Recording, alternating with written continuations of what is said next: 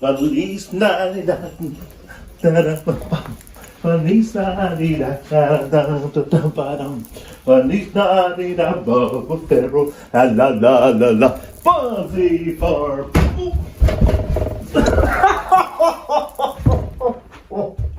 Oh my. Oh. Best staff party ever. Even Miss Roche was there.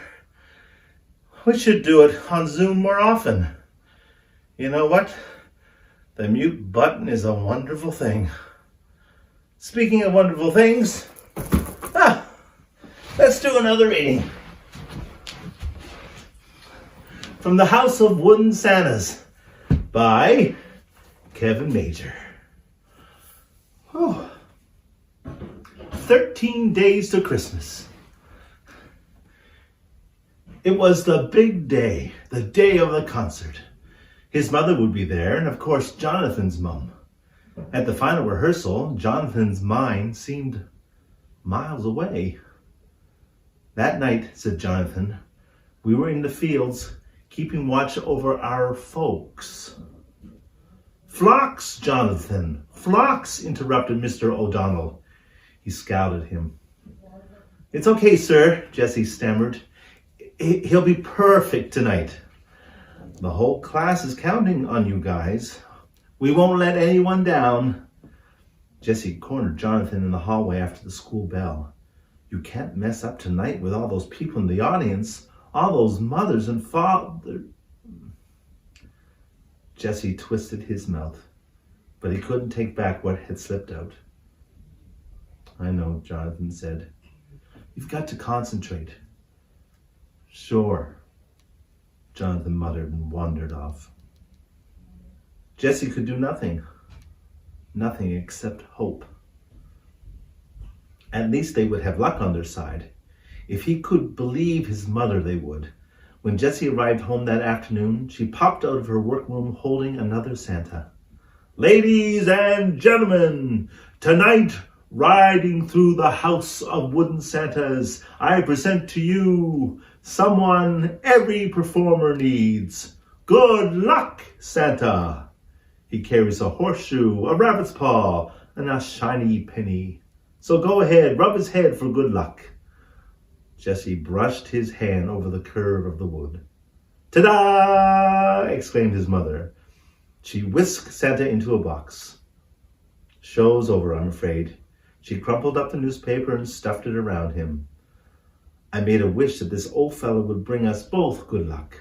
Maybe our Santas will finally start to sell. Christmas Day is less than 2 weeks away. As soon as supper was over, they were in the car and off to the concert. All the way there, Jessie practiced his lines, making sure he hadn't forgotten any of them. He hoped Jonathan was doing the same. But when he arrived in school, he found it wasn't lines that Jonathan had forgotten.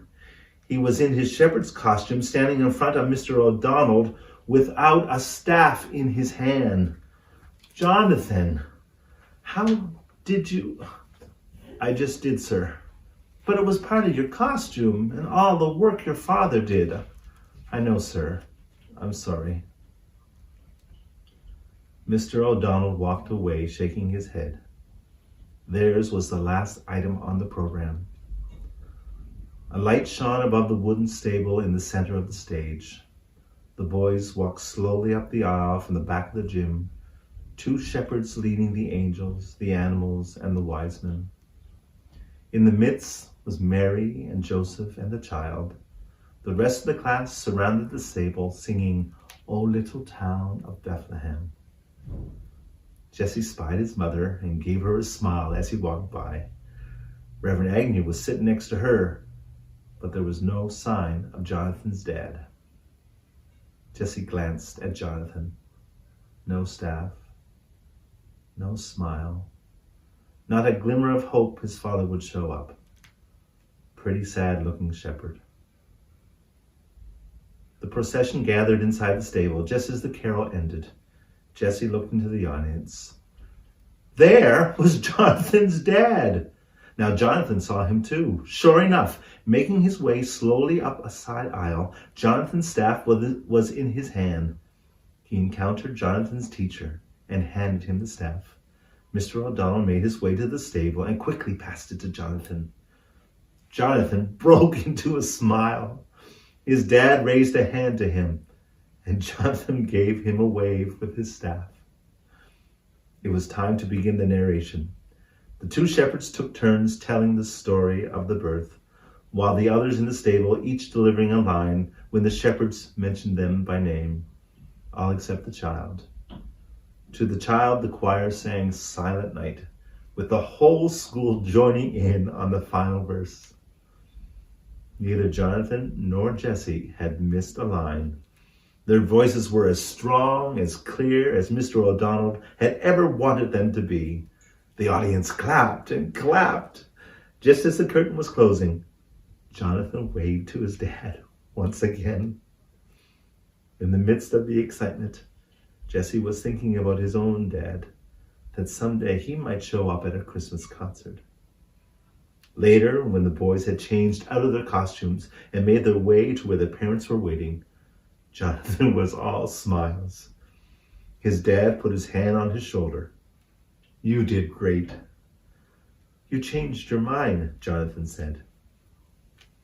"After you and your mother had gone, I saw the staff standing there. When I took a hold of it, I started to think about when I was your age. When I had a part in the Christmas concert, I guess I really wanted to see you on that stage." "Thanks a lot, Dad." "It was worth it. Best pair of shepherds I ever saw." Jessie's mother insisted they all come to their house. They ended up, the five of them, around the kitchen table, a pot of tea and a pile of toast in the center. "A fine way to end the day," Jessie's mother declared. "Are your shepherds available on the 24th? Jonathan's mother asked all of a sudden. "I'm sure there must be some way to fit you into the Christmas Eve service at the church." Jonathan and Jessie looked at each other. They didn't have to think about it twice. "Wicked," said Jonathan. "Could you come up with a word that's a bit more suitable?" Reverend Agnew's face was twisted as if she had bitten into a lemon. "Awesome," Jessie said. "Wild," Jonathan said. "I was thinking more along the lines of wondrous." "Guys," Jonathan's father said, "that's what shepherds are. Wild and woolly and wondrous."